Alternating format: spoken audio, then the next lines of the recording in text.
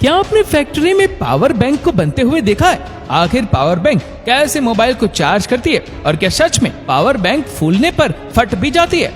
दोस्तों, power bank की factory में सबसे पहले पावर बैंक का मुख्य हिस्सा यानी पावर बैंक बॉडी को मोल्डिंग मशीन से तैयार किया जाता है और अब बारी आती है बैटरी को बनाने की। तो इसे बनाने के लिए सबसे पहले एक मिक्सचर मशीन में ब्लैक लिथियम के साथ और भी केमिकल मिलाकर मिक्स करते हैं। फिर इन बने हुए पेस्ट को एल्यूमिनियम सीट के ऊपर लगाकर हीटर मशीन से पास किया जाता है, जहां आगे एक वर्कर इन्हें कुछ पार्ट को काटकर टेस्टिंग प्रोसेस करते हैं, जहां इनकी क्वालिटी को चेक किया जाता है। फिर इन सीट को रोलर मशीन से पास करके एक बंडल बनाते हैं और यही सेम प्रोसेस कोपर सीट पर करके पट्टी के रूप में काटकर छोटी छोटी पीस में कटिंग करते हैं।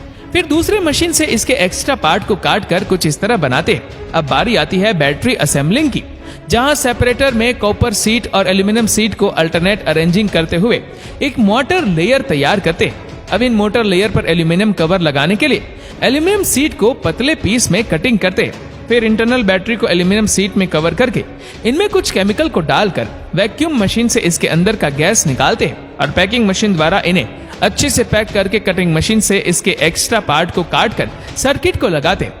फिर इस पर येलो टेप चिपकाकर बैटरी को पूरी तरह तैयार कर लेते हैं।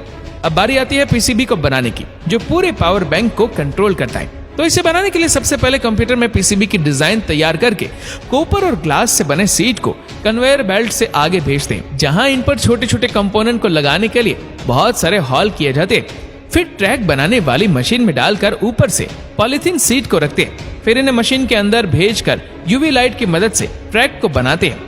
अब इन्हें मशीन से निकालकर दूसरे मशीन में डालते हैं, जहां इनके ट्रैक को चेक किया जाता है। फिर पीसीबी को और मजबूत बनाने के लिए प्रिंटेड ट्रैक को कॉपर सीट पर रखकर प्रेशर और हीट से अटैच करते हैं। अब पीसीबी को ग्रीन बनाने के लिए ग्रीन कलर को दूसरे फैक्ट्री से मंगाकर पीसीबी सीट को प्रिंटिंग मशीन में रखते हैं और उस पर ग्रीन कलर लगाकर मशीन को स्टार्ट करते हैं, जिससे आपका पीसीबी ग्रीन कलर का हो जाता है।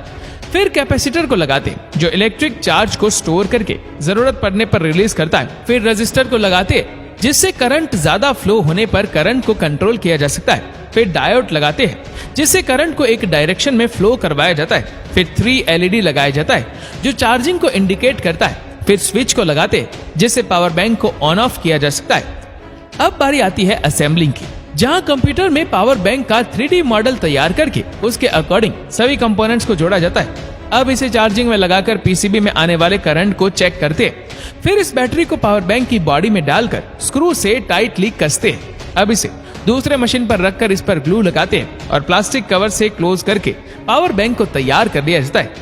फिर इस पर लेजर प्रिंटिंग की मदद से कंपनी का नाम लिखकर मेड इन इंडिया टाइटल को लिखते हैं। अब बारी आती है चार्जिंग केबल को बनाने की, जिसे मोबाइल को पावर बैंक द्वारा चार्ज किया जाता है। उसके लिए घूमती हुई चक्री में चार्जिंग पिन डालकर एक सीक्वेंस में अरेंज करते हैं। फिर सेमी ऑटोमेटिक मशीन में वायर को लगाकर चार्जिंग पिन के साथ सोल्डिंग करते हैं। अब चार्जिंग केबल को फोल्ड करके इस पेपर ट्रे में डालकर बॉक्स में डालते हैं और लास्ट में इनमें पावर बैंक डालकर बॉक्स को टैप से क्लोज कर देते हैं। फिर एक वर्कर द्वारा स्कैनर से स्कैन करके पावर बैंक के मैन्युफैक्चरिंग डेट को रिकॉर्ड कर लेते हैं। फिर इसे बड़े से बॉक्स में डालकर पैक करते हैं, जिसे पावर बैंक पूरी तरह बनकर तैयार हो जाता है।